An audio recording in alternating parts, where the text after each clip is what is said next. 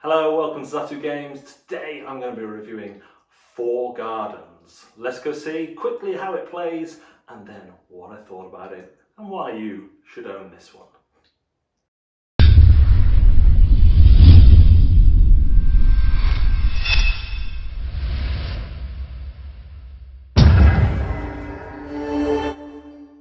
So here we have Four Gardens. The resources all come in a nice tray like this.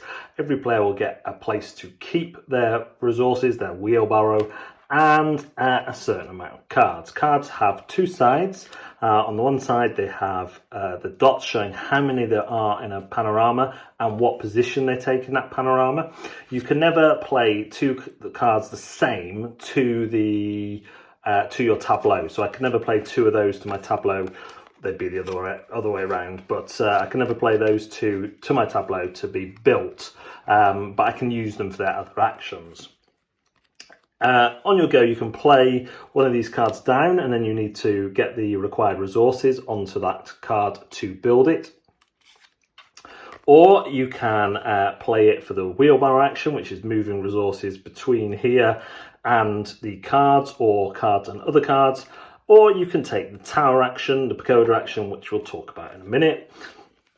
Just one thing I'd like to show you on the cards. So these are the same panorama, the same position in the same panorama. There are some differences even in the picture there. So they didn't have to do that. It was a nice little touch.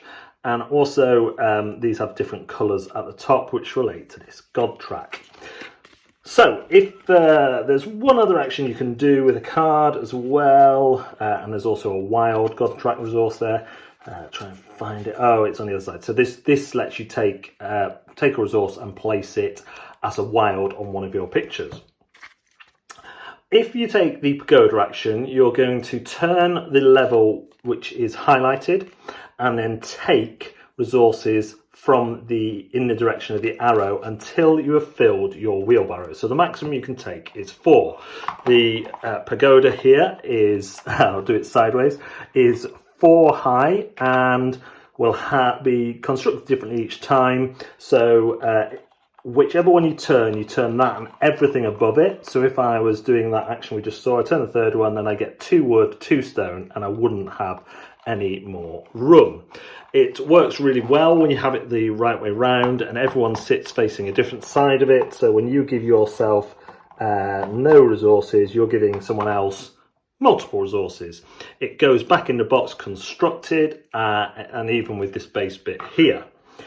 Now, the aim is to fully construct these, what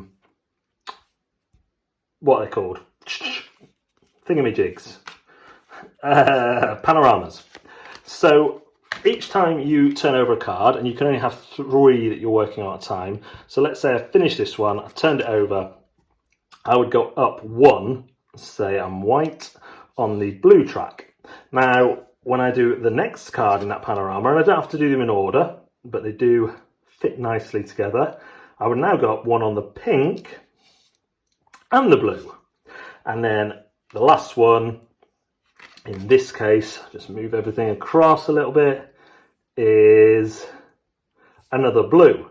So I got twice on the blue and once on the pink. And this is important for points at the end. When you complete a panorama, you get to take one of the bonus tokens. So that is 4 points, 4 wild actions, or an extra space on your wheelbarrow. And you can only take 1 of each. They get lower as they go along with these 2. Interestingly, once you get to the end space, you put whenever you move forward and you can't, you push everyone else back 1, and they can be pushed off these tiles. And these tiles are tracks are what are used for points in the game, along with the tokens there. When someone has painted a number of panorama cards, not complete panoramas, just the cards depending on player count, the game is over and you count up your points. That's how to play Four Gardens. The first thing that draws you into Four Gardens is, of course, that 3D centerpiece, the pagoda that spins round and doles you out resources. It kind of almost fools you into thinking that this might be the gimmick and the only thing in the game, when happily that is far from the case.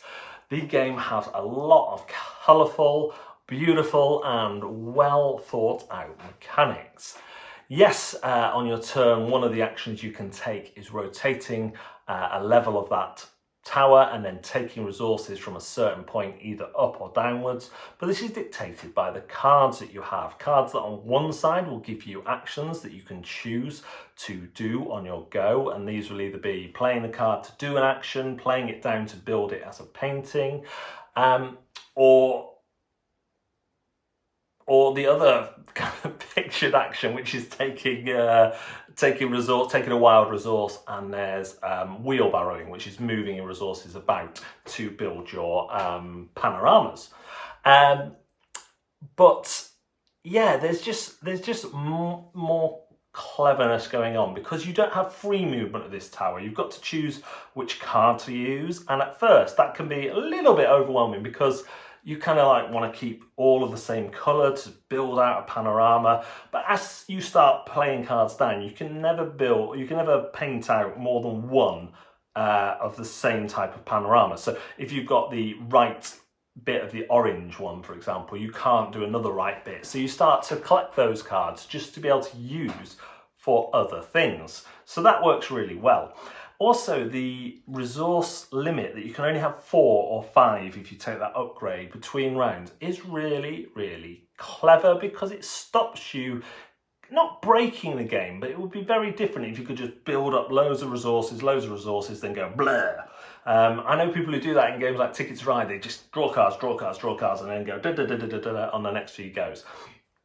And that's fine if you want to do that, but for me that makes the game kind of just a bit boring. On this one you're like, right, I need to get resources and I need to shift them. So you always need to be like putting these things through a conveyor belt. You can't just concentrate on one thing all the time.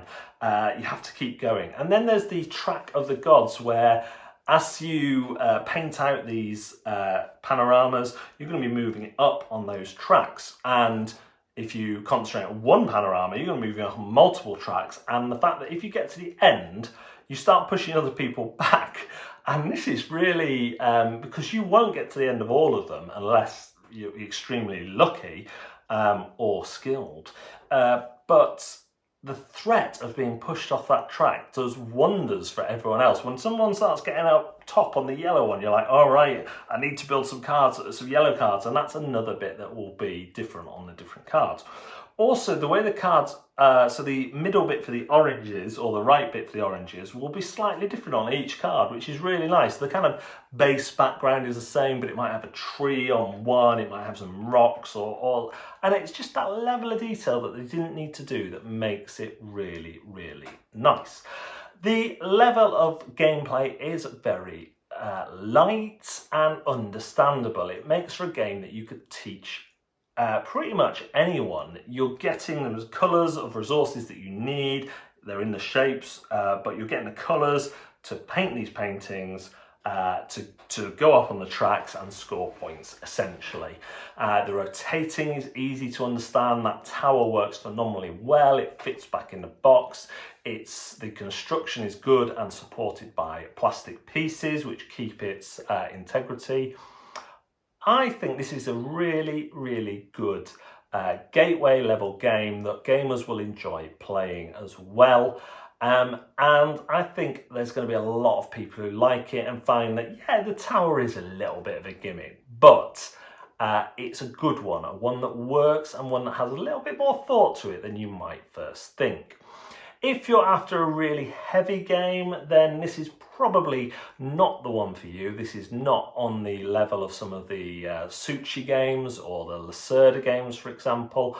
But for the price, for the lovely components, you are getting a game that you could introduce people to gaming with, and they would have a lovely time with brilliant artwork and great components. It also will challenge you. There's a bit of a race on there to get up the tracks and to build out your panoramas to get the required amount of painting cards done, depending on the player count. So yeah, I think it's a real winner, and one that should be in most people's collections at that level, unless you've got loads of gateway games already. But I would prefer to have something like this than Ticket to Ride, for example. I find this sort of thing more interesting. It plays a little bit quicker, and yeah, I think it just does the job a little bit better. I know that's sacrilege for some people. But yeah, if you're at that period in your gaming where you're playing more heavy games, then you might want to take a second look at it and make sure you're going to get enough meat from it. I've certainly had fun with it, and I like playing heavy games as well. I think this is a good appetizer, one that I can't play without thinking, but I always have fun when I play. And it's that good type of thinking, where the kind of lower level type of thinking, not one that makes my head hurt, which I do like, but sometimes I don't want. So that's my thoughts on Four Gardens.